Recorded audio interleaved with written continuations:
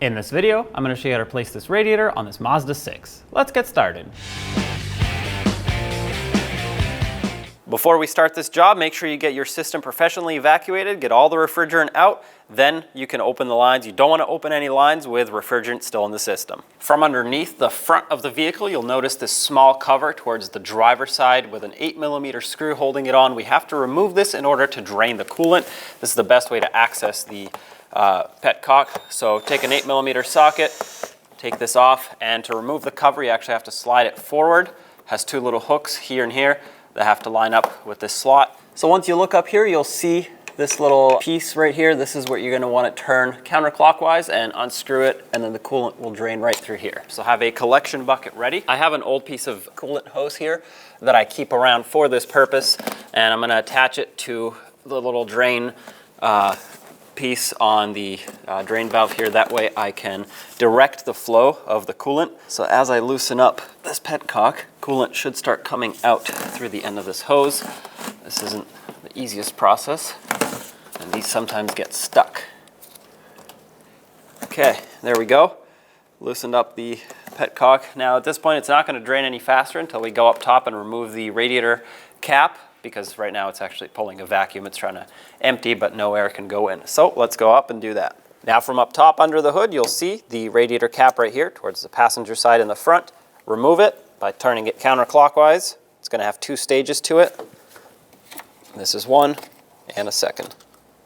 You can hear the air rushing in, and now the coolant will drain a lot faster. Let's remove the radiator overflow tank, or the coolant overflow tank. Take this hose out. A little bit of coolant might drip out, just so you know.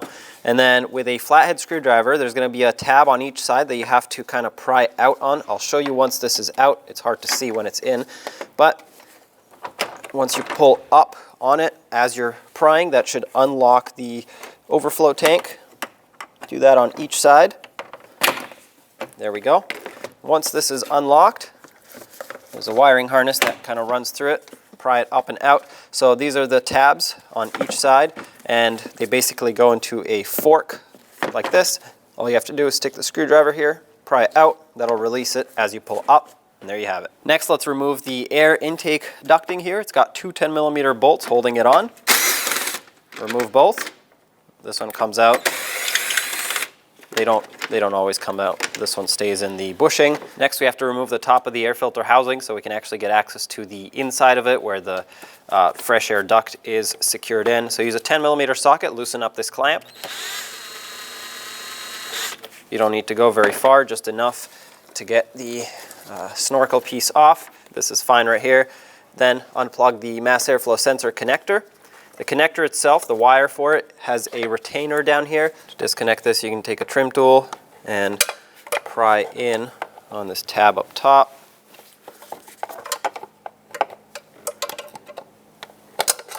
And then should be another one on the bottom, but that one is going to be quite a bit more difficult to get to, so I'm just going to pry it out at this point.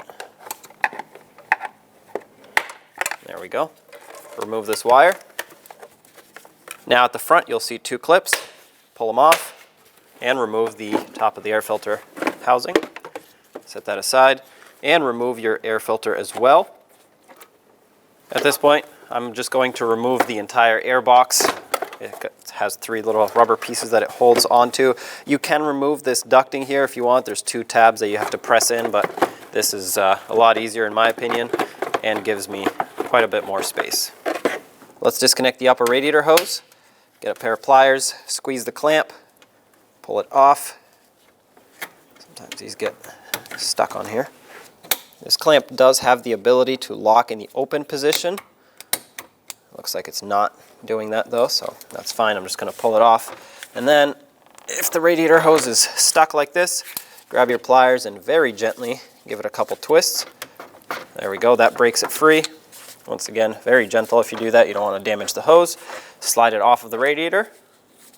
Just going to leave it here. Now let's unplug the fan connector. There's going to be a tab that you have to press on and then pull on the connector. There are two of these. They're both identical. There's one here, one on the other side. Do the same to the other one. Now we have to unclip the wiring harness from all the retainers so we can pull it away from the fan shroud. Just take a trim tool and pop it free from all of its points that it's secured on.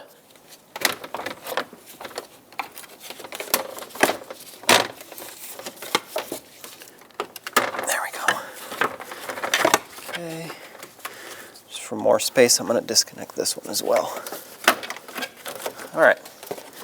So this is now sort of free. I can move it out of the way, up and over here, or wherever it needs to be to give us some more slack. Maybe I'll pop these off too. There we go. That's better. To remove that lower radiator hose, I'm going to use some hose clamp pliers. You can use regular pliers if you want. It's just going to be a little trickier to get them in there. Pinch down on that clamp. Once you get that clamp loosened up, you should be able to get the hose off. Now keep in mind, coolant is most likely going to leak out of here when you take this off, just because it's usually stuck in the hose. There we go. Have that collection bucket ready. I'm going to let go of the clamp and get my pliers out of here. Now the fans are held on with two 10mm bolts at the top. This is one of them. Remove it. Okay. That one broke. That's all right. We'll fix that. And another one on the other side. Okay, I got this bolt out, so I only have one to replace. Remove these two. As you can see, now the fans are free from the radiator. So what we have to do now is get this wiring harness out of the way enough to slide the fans up and out.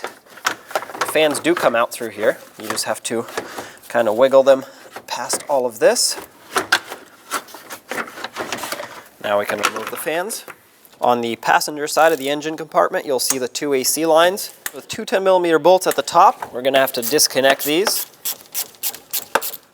The AC condenser and the radiator come out as a unit, unless you want to pull the bumper off and do all that. Just to get to the front of the AC condenser, it's bolted onto the top and the bottom of the radiator with mounting bolts, so it's a little bit trickier to disconnect. Pull both of these bolts out. Try not to break these. A lot of times they get really corroded in here. They're into aluminum lines, so if you can save them, that would be best. There we go. At this point, we're going to have to disconnect these lines. Keep in mind there is a vacuum pulled on the system, so as soon as you pop one off, it's going to hiss. That is not pressure, that is a vacuum. There we go. And the other one. These have rubber hoses on each end, so I'm going to tuck these out of my way, so I can continue working. While we're here, this wiring harness retainer needs to get unclipped from the retainer that it's on, just so we can have space to push this back once we are ready to remove it. There we go. Just push that aside. On each side at the top, you'll have a retainer with a plastic tab that if you push down on and then pull out, this is what locks the radiator and AC condenser into the upper radiator support.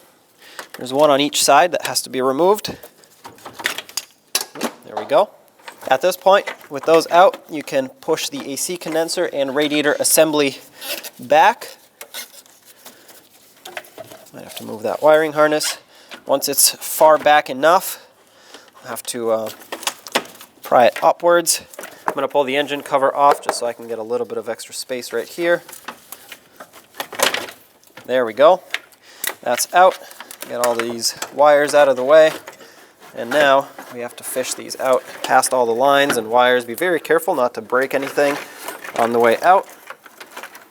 Coolant might still leak. Keep that in mind. And there it is. Now there are 4 bolts, 10mm in size, all 4 of them that we need to remove to separate the AC condenser from the radiator. There's one in each corner.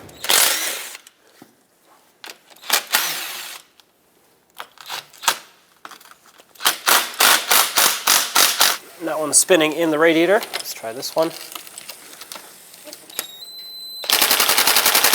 I'm going to stick a screwdriver on the side of this one.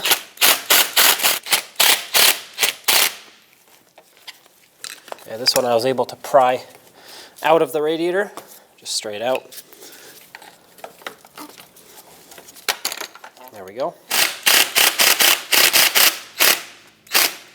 There we go.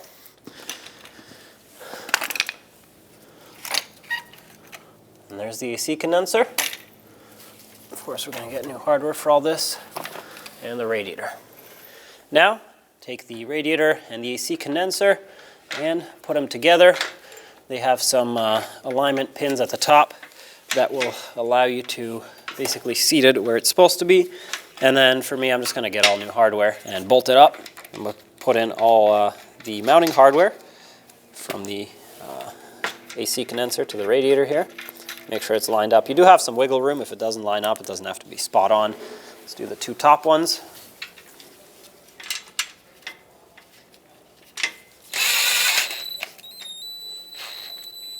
Snug these up.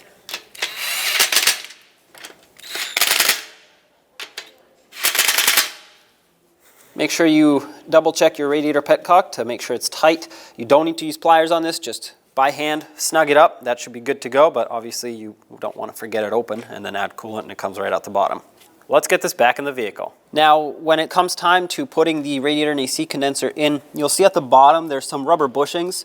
There's one on each side. They should have stayed on the vehicle side. It is very unlikely that they come out with the radiator.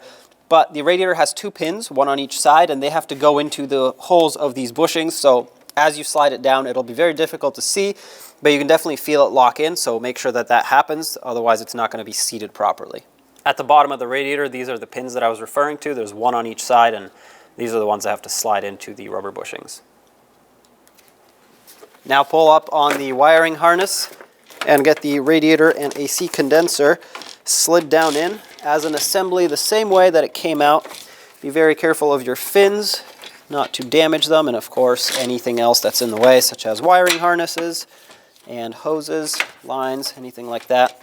And as you get down here, you want to kind of tilt the bottom of it so it slides into those alignment bushings that I mentioned. It's going to be kind of a tight fit. Just make sure you don't get any of this caught. Okay, one side is in and the other side drop down. That's perfect. Now at the top, the radiator should have some bushings. Mine fell off when I was separating the AC condenser from the radiator, so I'm going to get those back on. Slide these back on here. The flat, wider side goes towards the bottom. I'm going to do the same over here. This is what helps lock the radiator in. And at this point, you should be able to push this forward like this, and we will be locking it in with these clips here. Slide them in like this. They have to click. There we go. Just push them in all the way, and that should lock in the radiator up top. Perfect. Radiator is tightly locked in, so that is good to go. Let's get the lower radiator hose back on.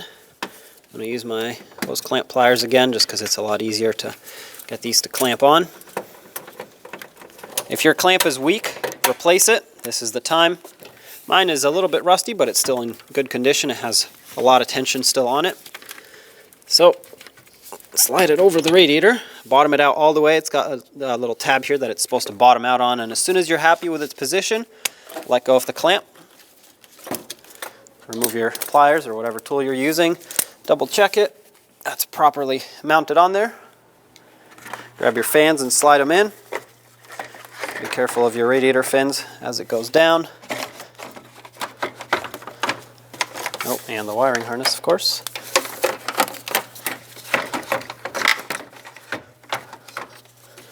On the bottom, there are a couple tabs that need to, kind of like a fork, they need to line up down in the radiator. Oh, you'll pretty much feel it lock into place because it won't slide around. And then when you put it up against the radiator, it should line up at the top and it should be flush all the way around, which it is. As soon as this is on here, I'm going to start my 2 bolts in. Got some new hardware because this one was in poor condition. On both sides, of course.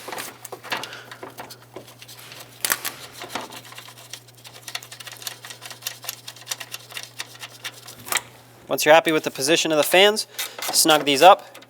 About a quarter turn after they bottom out, that's it. You don't need to over tighten these, otherwise you can break that plastic retainer for the mounting nut in there. Once again, just a little snug after. Perfect. Let's resecure this wiring harness in place now before we move on to anything else. Line up all of the retainer clips that you had to undo and just press them back in. Let's reconnect the electrical connector for the fan. Make sure that it clicks. Of course, do that to both fans. There's one on each side.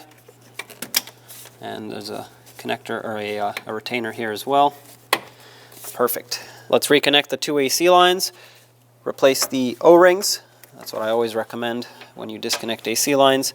And when you put these in, make sure you bottom them out by hand first, the line itself. You don't want to pull this in with the bolt.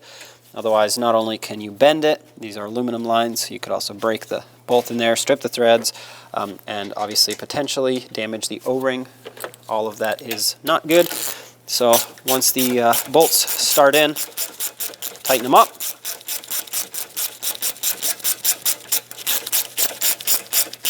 Once you bottom it out, give it about 1/8 of a turn after it bottoms out. That should be plenty tight.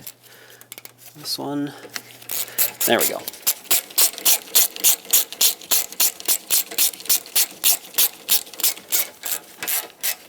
Bottomed out, 1/8 of a turn. That is plenty. You don't want to break these or strip the threads. Let's reinstall the upper radiator hose. Slide it over the radiator, make sure it's bottomed out, and just like at the lower hose, if you need to replace the clamp, this is the time. If not, let's put it right back where it came from. As you can see, the hose is slightly molded to the clamp, and I like to put these back right where they came from so that it gives it the best chance of sealing up that it has. Let's get the overflow tank back in. Slide it under the wire harness here. There we go. And as it slides down, it'll automatically line up with those two tabs that lock it in. Tap it down and put this hose back on.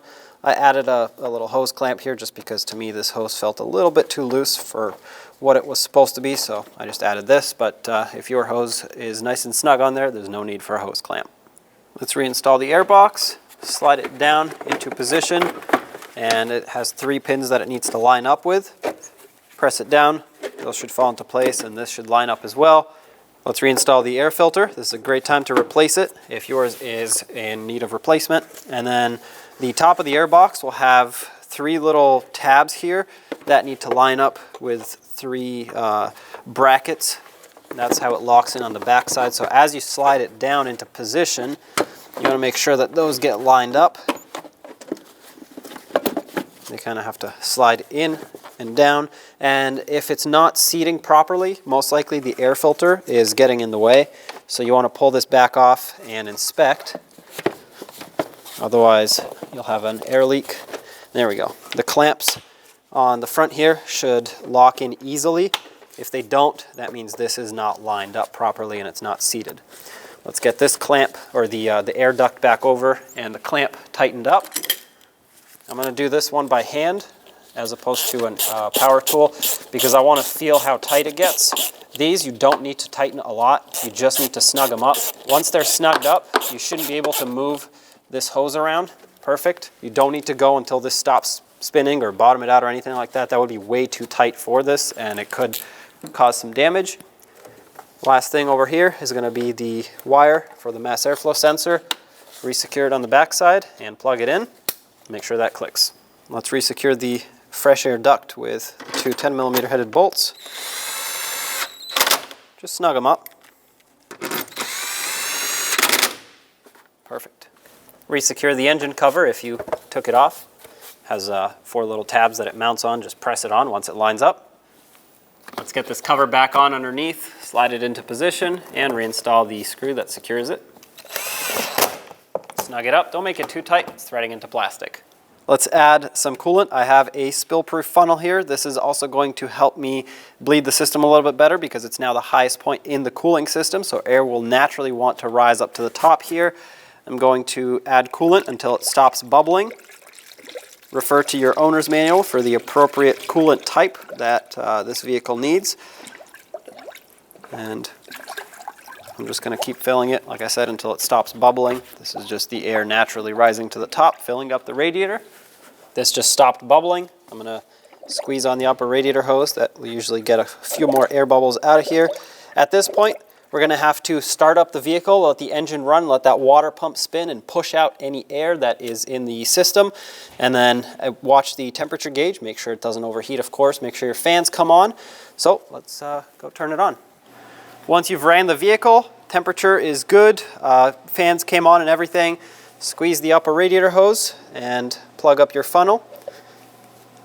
The reason I squeeze the upper radiator hose is because when I let go and pull my funnel out, it spills less. It'll want to suck in all the coolant that is sitting in here. I'm going to top off the coolant overflow with the rest of this. I still have some in here, so I really don't need a lot. You can see the level on the side of it, right about there. I'm at the full mark. Once again, you want to make sure it's not overfilled. Cap this off. And then I'm going to remove my funnel adapter.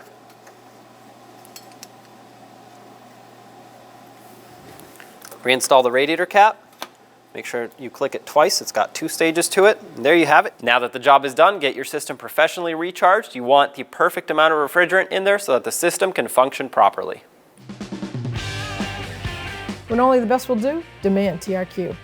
The only company that lets you view before you do. TRQ is committed to offering the highest quality aftermarket auto parts that are engineered for peace of mind. Thanks for using and viewing with TRQ.